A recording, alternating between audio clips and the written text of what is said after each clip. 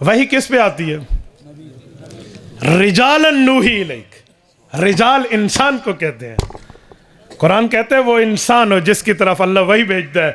تو مرزے نے جو وحی بتائی ہے نا وہ جھوٹ بولا ہے، خود کو آدم ذات بھی نہیں مانتا، تو وحی کہاں گئی؟ ذو وحی کہاں ہوا؟ اور وحی کے لیے فرشتہ آتا ہے. مرزا کہتے ہیں میرے پاس ٹیچی ٹیچی آتا ہے.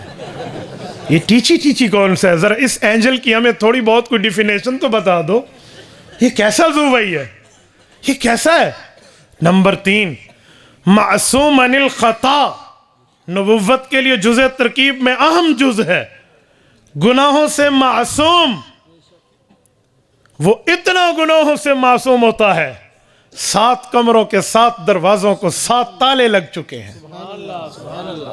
اور خوبصورت حسینہ جمیلہ وقت کے بادشاہ کی بیوی بادشاہ زادی خود فریفتہ ہو چکی ہے اور اسے کہتی ہے قالت ہیت لک، میں نے اپنا جسم تجھے حوالے کر دیا ہے، تو جیسے چاہے اسے استعمال کر سکتا ہے. تو قریب تو آ، تو میری چاہت، تو میری سانس، تو میری محبت، تو میری زندگی وہ لالچ دے رہی ہے. وقت کا نبی اس کمرے میں سیدنا یوسف علیہ السلام کی شکل میں موجود ہے. وَلَقَدْ هَمَّتْ بِهِ وَهَمَّ بِهَا لَوْلَا أَن رَّأَىٰ بُرْهَانَ رَبِّي. قرآن کریم نے کہا برہان ربی اس کے پاس تھا، نبی تھا نا، اس نے ارادہ کیا. وَلَقَدْ هَمَّتْ بِهِ میں قرآن نے پہلی بات عورت کی ذکر کی ہے. وَهَمَّ بِهَا وہ کیا تھا؟ اس کا ارادہ گناہ والا، ان کا ارادہ گناہ سے چھٹکارے والا. یوسف علیہ السلام پھرے ہیں، دیکھا ہے دروازے پر تالا لگا ہوا ہے، آنکھیں دیکھ رہی ہیں، لیکن یہ تو سبب ہے نا کہ چابی چاہیے. ان کی نظر تو مسبب الاسباب پہ تھی. اس لیے کہتے ہیں جب سب دروازے بند ہو جائیں پھر ایک دروازہ یقیناً کھلا رہتا ہے. یہ اس تالے کی طرف بڑھے ہیں، کیا تالا، کیا کنڈا، کیا دروازہ بند، ایک کھلا، دوسرا کھلا، 7 کھل گئے. نبوت تو اتنی گناہوں سے بچتی ہے. وَكَذَلِكَ لِنَصْرِفَ عَنْهُ السُّوءَ وَالْفَحْشَاءَ. نبی کے قریب گناہ نہیں جاتا. لِيَغْفِرَ لَكَ اللَّهُ مَا تَقَدَّمَ مِنْ ذَنْبِكَ وَمَا تَأَخَّرَ. نبی کے گناہ نہیں ہوتے. جسے گناہ سمجھتے ہو تو اگلے پچھلے بھی معاف ہیں. سیدہ عائشہ رضی اللہ عنہ فرماتی ہیں حتیٰ توارمت قدما، رسول اقدس اتنی لمبی نماز پڑھتے صلی اللہ علیہ وسلم، قدم مبارک میں ورم آ جاتا. یا رسول اللہ، اللہ نے تو آپ کی ہر چیز معاف فرما دی ہے، آپ پھر بھی یا عائشہ افلا اکون عبدا شکورا. عائشہ میں اللہ کا شکر گزار بندہ بننے کے لیے پڑھتا ہوں. نبی تو گناہوں سے دور ہے، نبی تو غلطی سے دور ہے، نبی تو فحاشی کاموں سے دور ہے. اللہ کے رسول جب عورتوں کو بیعت فرماتے تھے، خواتین صحابیات کو بیعت فرماتے، یا ایھا النبی اذا جاءک المؤمنات یبایعنک علی الا یشرکن باللہ شیئا ولا یسرقن ولا یزنین. یہ آیت کریمہ سورۃ ممتحنہ کی اٹھائیں، اس کی شرح اٹھائیں، تفاسیر اٹھائیں.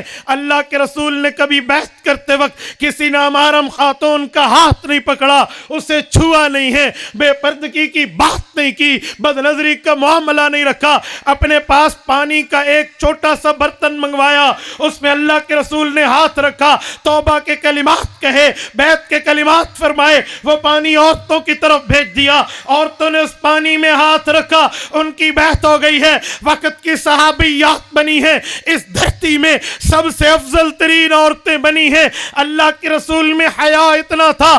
آؤ مرزے کی بدبودار زندگی کھولتے ہیں. خدا کی قسم سنجیدہ محفل میں مرزے کی زندگی کو زیر بحث نہیں لایا جا سکتا. مرزے کی بدبودار زندگی کو ڈسکس کرنا یوں سنجیدہ محفل میں اپنے لیے باعث نفرت سمجھتا ہوں. لیکن ایک بات صرف نقل کفر نباشت کے اصول کے تحت عرض کرتا ہوں. مرزا قادیانی کا بیٹا مرزا بشیر میں سیرت المہدی کی جلد اول میں اپنے باپ کی سیرت، اپنے باپ کا کردار اور کریکٹر لکھ کر کہتا ہے میرے ابو ایسے تھے، ایسے سادے تھے، ایسے سادے تھے. خود لکھتا ہے ایک مائی صاحبہ ان کے گھر خدمت کرتی تھی. ایک رات ان کی ٹانگیں دبا رہی تھی. وہ مائی کوئی ابو کی رشتہ دار بھی نہیں تھی, کوئی محرم بھی نہیں تھی, وہ نبوت کی عقیدت کے صدقے ان کی ٹانگیں دبا رہی تھی. اس رات بڑی سردی تھی, اس مائی کو پتہ نہ چلا میں مرزے کی ٹانگ دبا رہی ہوں خلوت میں یا پلنگ کی لکڑی دبا رہی ہوں. وہ پلنگ کی لکڑی دبا رہی تھی. اتنے میں ابو نے کہا آج تے سردی وڈی ہے, آج تو سردی بہت ہے. وہ کہنے لگی جی جی تاؤں تے تواڈے لتا لکڑی وانگ ہو گئے نا, تبھی تو آپ کی ٹانگیں لکڑی کی طرح ہو گئی ہیں. میں یہ نہیں کہتا کہ وہ لکڑی دبا رہی تھی اور مرزا کیا دبا رہا تھا, میں یہ نہیں کہتا, لیکن میں پوچھ سکتا ہوں اس نامحرم کا اس گھر میں رشتہ کیا تھا, اس نامحرم کا خلوت میں آمد کیا تھی, اس کو کس نے اختیار دیا تھا؟ وہ ان کے پاؤں دبائے, تم کہتے ہو یہ نبی ہے, یہ تو اعلیٰ درجے کا چھوڑو ادنا انسان بھی نہیں لگتا. یار معصوم من الخطا ہوتا ہے, معصوم عصمت سے نکلا ہے. عصمت بچانے کو کہتے ہیں, یوں عزتیں لٹوانے کو نہیں کہتے. یہ مرزا عقل سے پیدل جو اپنی بیوی کے شلوار کو بطور پگڑی استعمال کر کے کہے ہاں کبھی کبھی مجھے بھی حیض آتا ہے. یہ مرزا جو منسز اپنے لیے استعمال کرنے کی بات کرے, آپ اسے معصوم من الخطا کہتے ہو. کہتے ہیں 4000 جنتیوں کی عقل, ایک جنتی کی عقل 4000 انسانوں کے برابر. 4000 جنتیوں کی عقل ایک عام نبی کا رتبہ اس سے بھی بڑھ کے ہے. اور عام نبیوں کو چھوڑیے, امام الانبیاء کی عقل محترم کہاں پہنچی ہوگی, سمجھ کہاں گئی ہوگی, فہم اور فراست کہاں پہنچی ہوگی. آج تک امت حضور کے فرامین کا حل بتا کر کتنی وجوہات سے استنباط کر چکی ہے, اس کا استقصاء نہیں کیا جا سکتا. یہ نبوت کی فہم اور فراست ہے. فرماتے ہیں اللہ نے مجھے یہ رتبہ دیا ہے, اوتیت جوامع الکلم, میں جملہ ایک کہتا ہوں مسئلے کئی نکلتے ہیں. حضور فہم و فراست کے امام.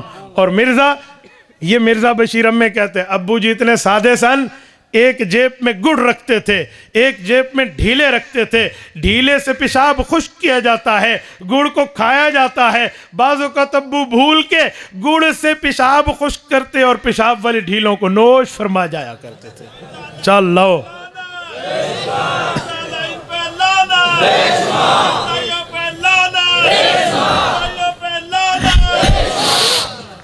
یہ عقل کا جنازہ ہے, یہ عقل ہے, یہ عقل کا ماتم ہے, یہ عقل ہے, یہ فہم و فراست ہے. اور تیسری چیز تو معصوم من الخطا, اور یہ تو گناہوں کا پتلا ہے. تبارك الذي نزل الفرقان على عبده ليكون للعالمين نذيرا.